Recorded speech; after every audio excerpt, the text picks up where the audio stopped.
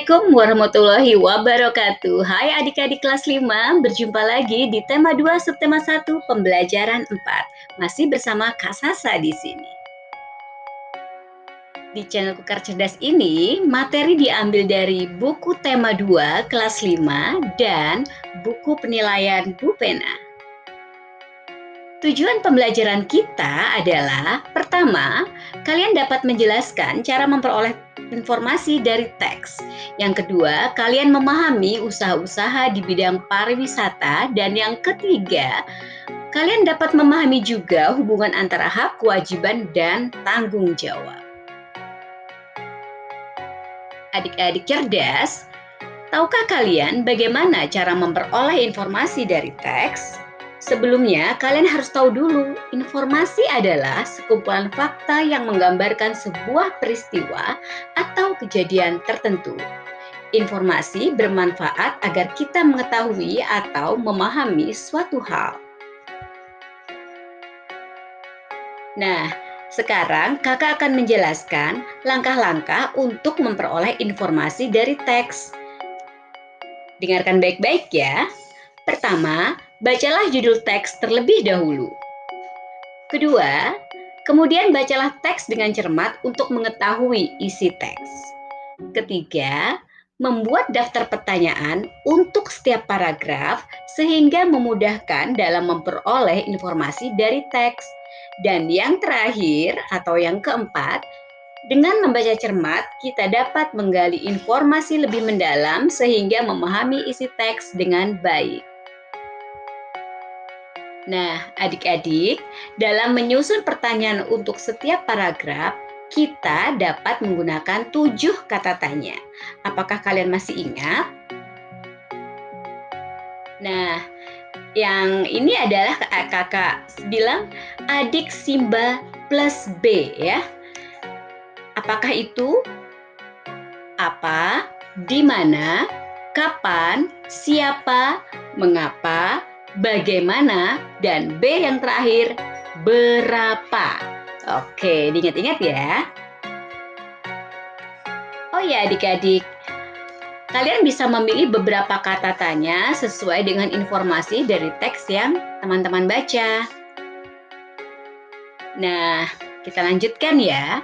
Ada bermacam-macam jenis usaha yang memanfaatkan sumber daya alam seperti pertanian dan perkebunan, kehutanan, perikanan, dan juga pertambangan. Ada pula jenis usaha lain yang memanfaatkan sumber daya alam, yaitu usaha pariwisata. Ayo kita pelajari jenis usaha ini. Pertama, usaha di bidang pariwisata terkait jasa transportasi wisata. Kedua, penyewaan tempat penginapan. Ketiga, tempat penjualan cindera mata. Selanjutnya, penjualan makanan dan minuman di tempat wisata. Wah, ternyata banyak sekali ya usaha-usaha di bidang pariwisata. Nah, sekarang kakak memiliki teks yang harus kalian simak baik-baik ya. Oke, kakak akan bacakan untuk kalian. Jenis usaha bidang jasa. Jenis usaha pariwisata merupakan usaha di bidang jasa. Bidang jasa berkaitan dengan pemberian layanan kepada konsumen. Contoh usaha selain pariwisata antara lain perbankan, keuangan, asuransi, kesehatan, dan hukum. Sektor jasa di Indonesia, terutama pariwisata, berkembang pesat. Pesatnya jasa pariwisata didukung potensi panorama alam Indonesia yang elok. Sektor pariwisata di Indonesia juga menonjolkan aspek budaya. Contoh objek wisata alam adalah danau, pantai, bukit, pegunungan, gunung, suaka alam, serta flora dan fauna. Contoh objek wisata budaya adalah kesenian daerah, upacara adat, keraton, dan candi. Berkembangnya sektor pariwisata menumbuhkan usaha-usaha penunjang jasa pariwisata. Usaha-usaha di bidang jasa pariwisata antara lain sebagai berikut. 1. Pengelola jasa penginapan, misalnya hotel, motel, wisma, losmen. Kemudian, 2, usaha penjualan barang cenderamata atau souvenir. Ketiga, penyedia jasa pemandu wisata atau tour guide. Dan keempat, penyedia jasa pariwisata dan transportasi, tour and travel. Nah, adik-adik, salah satu jenis usaha yang banyak kita lihat adalah berjualan.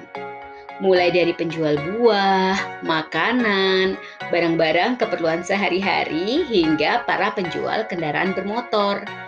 Dari jenis usaha itu, para pedagang dapat memperoleh penghasilan untuk kehidupan sehari-hari. Nah, coba kalian renungkan, menurutmu, mengapa ada berbagai jenis usaha? Mengapa orang melakukan suatu usaha tertentu dan orang lain melakukan jenis usaha lain yang berbeda? Oke, adik-adik, kita lanjutkan ke materi selanjutnya ya. Hubungan antara hak, kewajiban, dan tanggung jawab. Kalian tentu masih ingat ya, apa itu hak, apa itu kewajiban, dan apa itu tanggung jawab? Baik, mari kita bahas kembali. Hak, kewajiban, dan tanggung jawab harus kita laksanakan secara seimbang.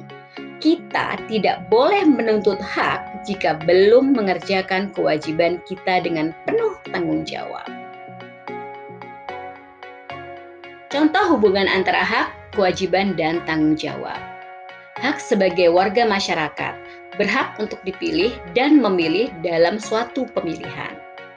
Kewajiban sebagai warga masyarakat, apa saja? Berpartisipasi dalam proses persiapan hingga pelaksanaan pemilihan agar berjalan sesuai asas jurdil, jujur dan adil. Kemudian, tanggung jawab kita apa sebagai masyarakat? Menerima dan melaksanakan hasil pemilihan. Wah, ternyata banyak sekali ya. Coba sekarang kalian tulis pada kolom komentar, apa hakmu sebagai seorang siswa? Apa kewajibanmu sebagai seorang siswa?